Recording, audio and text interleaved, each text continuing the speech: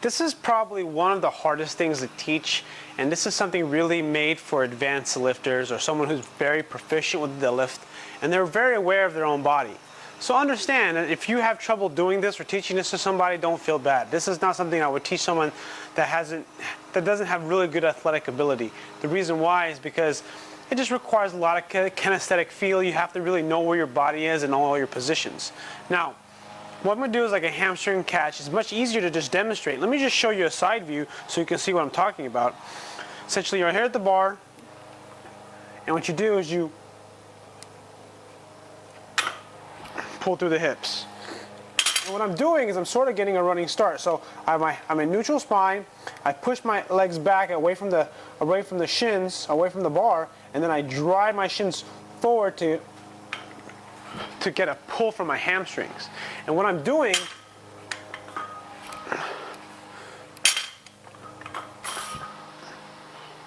in this position, or what I'm trying to do, is I'm essentially trying to get a running start.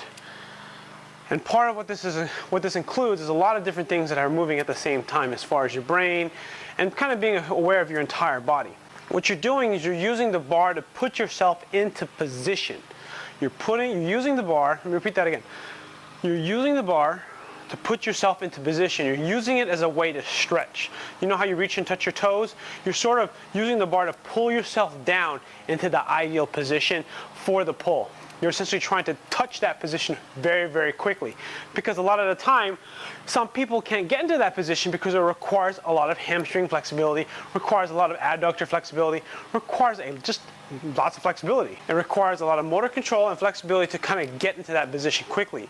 And it's something that takes a lot of practice, and it's maybe a style that you may not like. So I don't recommend you trying to do this, but understand that when you reach down for the bar, all you're doing is you're stretching out your hamstrings and trying to get like a stretch reflex out of your body.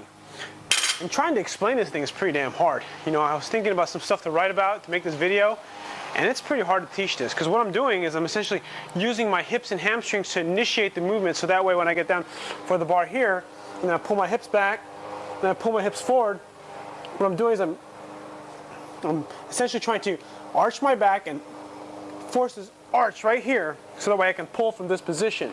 And sometimes it helps to stretch a little bit using the bar as a way to stretch yourself.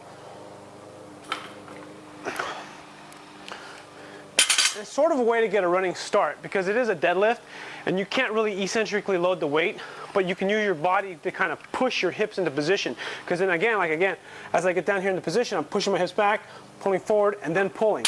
But it's done very quickly. Show you again.